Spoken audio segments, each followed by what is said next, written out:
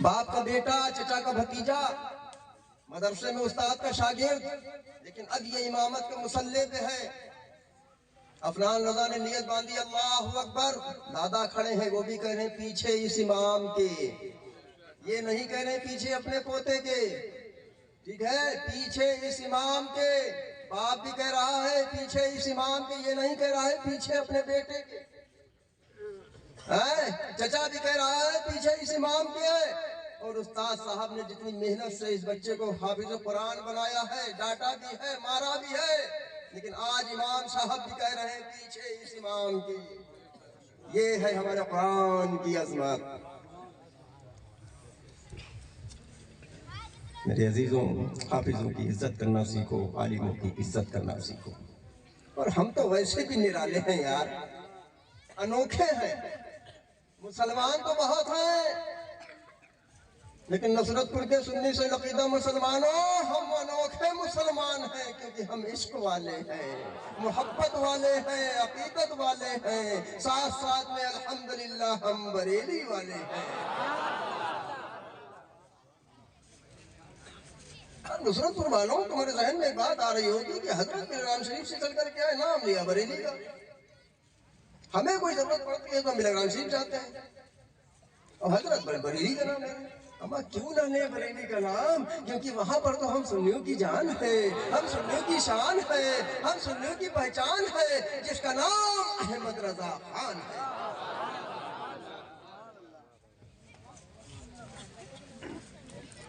بھیا بعد مسافہ کر لینا، ایک تو بول نہیں پاتے ہیں، 10 کروڑ دکھائی گیا ہمارا دماغ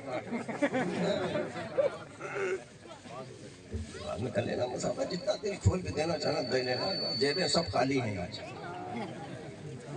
سے بھر کے جائیں گے انشاءاللہ۔ بہت دن کے بعد ہمارا بھی آنا ہوا ہے۔ تو کیا کہا تھا میں نے؟ ہم سنیوں کی جان، ہم سنیوں کی شان، ہم سنیوں کی پہچان، جس کا نام احمد رضا خان۔ میرے عزیزوں، جلسے تو ہم بہت بڑے بڑے سجا لیتے ہیں، محفلیں تو ہم بہت بڑی بڑی سجا لیتے ہیں، اور جلسوں میں بہت کثیر تعداد سے ہم آ جاتے ہیں، لیکن میرے عزیزوں، جلسہ سجانا بہت آسان کام ہے، جلسے میں جو بولا جائے اس سے بھی آسان کام ہے، لیکن میرے عزیزوں، جلسے میں جو نصیحتیں کی جاتی ہیں اس پر عمل کرنا بڑا مشکل کام ہے۔ میرے عزیزوں، جلسوں میں آیا کرو تو کچھ نہ کچھ پیغام لے کر کے جایا کرو۔ جلسہ سجانا بھی کامیاب ہے، جلسے میں جو بولا جائے اس کا بولنا بھی کامیاب ہے۔ میں تو یہ کہتا ہوں، اتنے بڑے مجمع میں، اتنی نصیحتوں میں سے کسی ایک نصیحت پر بھی کسی ایک شخص نے عمل کر لیا، پتہ نہیں وہ کل وہ قیامت میں کتنوں کے لیے ذریعہ نجات ہے۔ جلسوں میں آیا کرو تو کچھ نہ کچھ پیغام لے کر کے جایا کرو، لیکن آج تو ہم طرح طرح کی فکروں میں پڑے ہوئے ہیں، کسی کو اپنی جان کی فکر ہے، کسی کو اپنی مال کی فکر ہے، کسی کو اپنی اولاد کی فکر ہے، لیکن میرے عزیزوں، ہم میں سے ایسی جماعت ہے جس کو نہ دنیا کا خوف ہے نہ قیامت کا خوف ہے۔ وہ کون سی جماعت ہے؟ وہ جماعت ہے اولیاء کرام۔ اس پر میرے ذہن میں ایک واقعہ آ رہا ہے، ایک روز حضرت بہلول دانا شاہ رحمۃ اللہ علیہ قبرستان میں بیٹھے ہوئے ہیں، اسی راستے سے بادشاہ ہارون رشید کا گزر ہوتا ہے، اس کی نظر پڑتی ہے، سلام عرض کرتا ہے، جواب ملتا ہے۔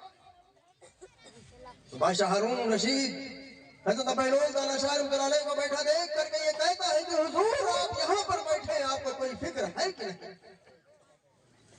تو حضرت بہلول دانا شاہ رحمۃ اللہ علیہ فرماتے ہیں ہمیں کاہے کی فکر ہے؟ یہ سورج میری مرضی سے نکل رہا ہے، یہ چاند میری مرضی سے نکل رہا ہے، یہ ستارے میری مرضی سے نکل رہے ہیں، یہ کائنات میری مرضی سے چل رہی ہے۔ یہ جملہ سن کر کے بادشاہ ہارون رشید حیران ہو جاتا ہے، پریشان ہو جاتا ہے، اور حضرت بہلول دانا شاہ رحمۃ اللہ علیہ کی بارگاہ میں عریضہ پیش کرتا ہے کہ حضور میری سمجھ میں نہیں آیا۔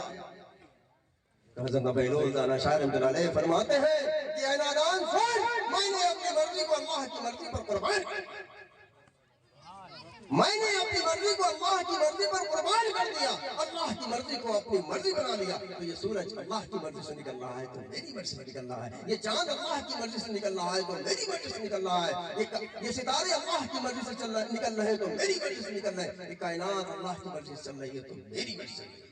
تو میرے عزیزوں، میرے کہنے کا مقصد یہ ہے کہ ہم حضرت بہلول دانا شاہ رحمۃ اللہ علیہ تو نہیں بن سکتے ہیں، لیکن ان اللہ کے مقدس ولیوں نے کیا کیا ہے؟ ان اللہ کے مقدس ولیوں نے اپنی ساری زندگی کو اللہ کی راہ میں صرف کر دیا ہے۔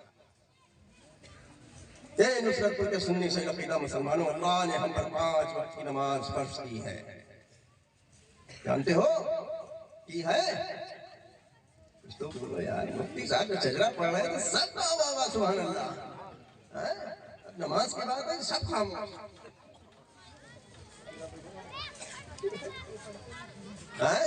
میرے عزیزوں، میں نے کیا کہا تھا کہ جلسوں میں آیا کرو تو کچھ نہ کچھ پیغام لے کر کے جایا کرو. میرے عزیزوں، اپنی مسجدوں کو آباد کر دو. واقعی میں اگر تم کو ترقی چاہیے ہے، بلندی چاہیے ہے، کامیابی چاہیے ہے تو اللہ کو راضی کر دو.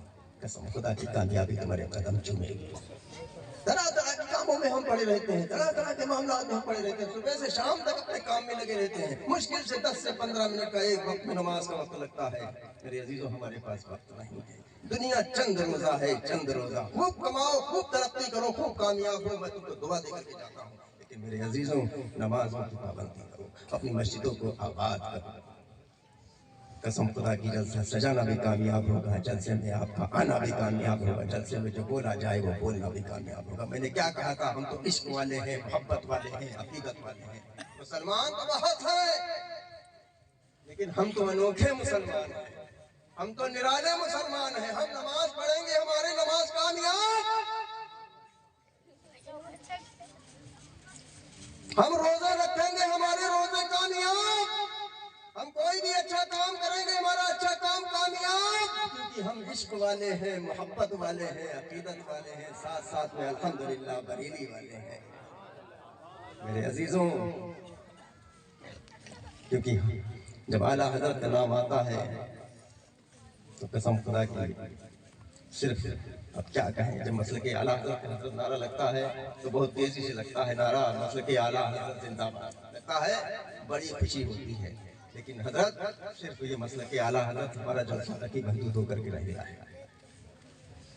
یہ مسلک اعلیٰ حضرت صرف ہمارا جلسوں تک ہی محدود ہو کر کے رہ گیا ہے. جلسہ ختم، بات ختم، صبح ہوئی، ہمارا کوئی دوسرا مسلک ایسا ہے؟ مسلک اعلیٰ حضرت یہی ہے. بد مذہب بد عقیدوں سے دوستی کرو. مسلک اعلیٰ حضرت یہی ہے، بد مذہب بد عقیدوں سے تعلقات بناؤ. مسلک اعلیٰ حضرت یہی ہے کہ بد مذہب بد عقیدوں سے رشتہ داریاں کرو. میں تو یہ کہتا ہوں ایسے لوگوں کو مسلک اعلیٰ حضرت کا نعرہ لگانے کا کوئی حق نہیں. قسم خدا کی، جس دن مسلک اعلیٰ حضرت کو اپنے دل سے سمجھ لو گے، تعلقات تو بہت دور کی بات ہے، رشتہ داریاں تو بہت دور کی بات ہے. قسم خدا کی، کیسے لوگوں کی پریشانی سے بھی پرہیز کرو گے. میرے عزیزوں، مسلک اعلیٰ حضرت یہی مسلک ہے، یہی سچا مسلک ہے، یہی آخرت تک پہنچانے کا راستہ ہے. میرے عزیزوں، مسلک اعلیٰ حضرت زندہ باد، مسلک اعلیٰ حضرت پائندہ باد. السلام علیکم.